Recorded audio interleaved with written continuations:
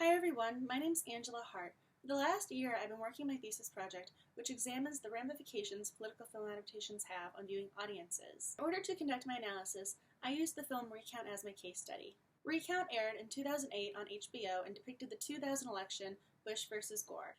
The movie follows the recount process and all of the issues that occurred down in Florida.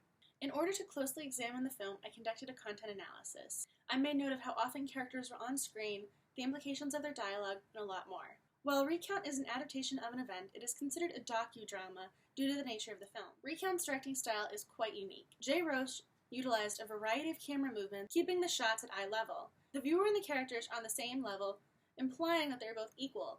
Since everyone's vote counts equally in an election, that decision made sense in regards to the implications. The camera also pans and moves very quickly, so it feels as if you're trying to capture the characters in that particular moment, versus letting the scene play out beforehand like a narrative. In this sense, Recount becomes reminiscent of a documentary versus a fictionalized portrayal of events.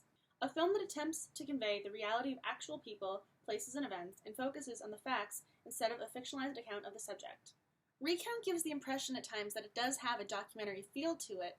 Throughout the film, the viewer watches the characters and their struggles, as well as the urgency within the situation itself, due to the fact that there is a time limit for when the certification deadline of the next president needs to be called by. One example of the directing style feeling more like a documentary occurs very early on. When Ron Klain is introduced, he walks into an office. The viewer sees him from behind a window. Kevin Spacey as Ron Klain then sits down in the chair, leans back, and starts tossing his pen up in the air.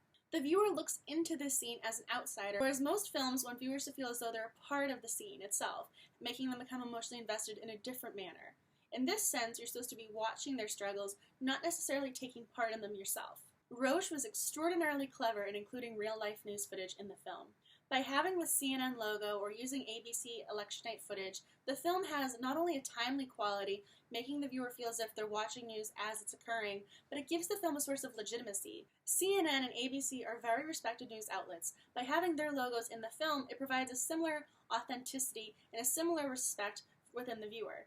People have high standards when they watch CNN. By including footage from CNN, the film itself takes on that respected air. Jay Roach also his characters break the fourth wall. None of the main characters, however, do this. The fourth wall is only broken by characters who are yielding decisions that are going to be affecting the recount process. In this sense, they have their piece of paper in front of them, and they're reading their decision to the audience. Rather than have the Republicans dissect the comments, or have the Democrats repeat the decision, the judge himself tells the audience, moving the film forward. For those of you unfamiliar with the term fourth wall, I did find a concise definition. The invisible wall which is imagined to exist across the front of the stage in proscenium arc staging which separates the audience from the actors, through which the audience can see the actors cannot.